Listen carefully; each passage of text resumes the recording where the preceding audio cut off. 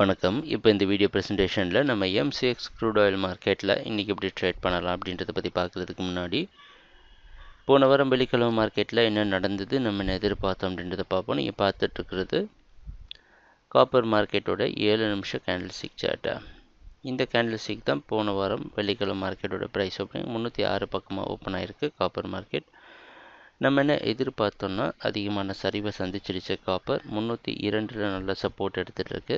சில பல காரணங்கள்னால market watch பண்ணால் மட்டும் போதும், மார்க்கெட் தெளிவான ஒரு டைரக்ஷன் கொடுத்ததுக்கப்புறமா ட்ரேடிங் ஸ்டார்ட் பண்ணலாம் அப்படின்னு நினச்சிருந்தோம்.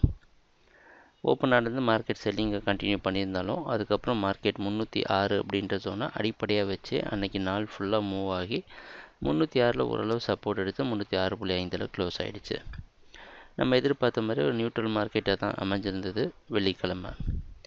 இன்றைக்கி மார்க்கெட்டோட ப்ரைஸ் ஓப்பனிங் 309க்கு கொஞ்சம் மேலே ஓப்பன் ஆகிறதுக்கு வாய்ப்பு இருக்கிற மாதிரி வெளிநாட்டில் இருக்கிற காமெக்ஸ் மார்க்கெட் வச்சு பார்க்குறப்ப தெரியுது.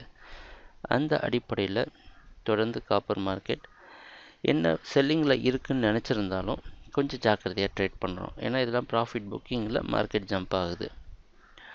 மார்க்கெட்டோட ட்ரெண்டு ஒரே நாள் மேலே ஓப்பன் ஆகிறனால மாறாது. ஏன்னா ட்ரெண்ட் அப்படின்றது ஒரு நாளில் மாற விஷயம் கிடையாது.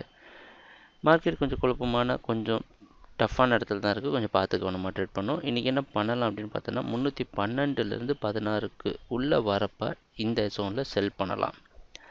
இதுதான் நம்மளுடைய செல்லிங் ஜோன். 312 பக்கமாக வர ஆரம்பிச்சதுலேருந்து 316 வரைக்கும் செல் பண்ணிட்டு 317 ஸ்டாப் லாஸ் வைக்கணும். இதுதான் நம்மளுடைய ட்ரேடிங் திட்டம். அது பக்கமாக வரலைன்னா ட்ரேட் பண்ண அவசியம் கிடையாது. ஏன்னா இது முக்கியமான ஜோனால் இந்த இடத்துல செல்லிங்கில் இருக்கிறத பரிசோதனை செய்கிறது நமக்கு ரொம்ப ரொம்ப அவசியமாக இருக்குது. இந்த இடத்த தாண்டலையா அப்படின்றத பொறுத்து மார்க்கெட்டோட ட்ரெண்ட் முடிவாகுது. ட்ரெண்ட் முடிவாகிறத வச்சு தான் நம்ம ட்ரேடிங்கை ஆரம்பிக்க முடியும். ட்ரேடிங் நடக்கிறப்ப பார்ப்போம் என்னென்ன மாற்றங்கள் வருதுன்னு. எங்கள் வீடியோ ப்ரெசன்டேஷனை தொடர்ந்து பார்த்துட்டு வந்ததுக்கு மிக்க நன்றி, மகிழ்ச்சி, வணக்கம்.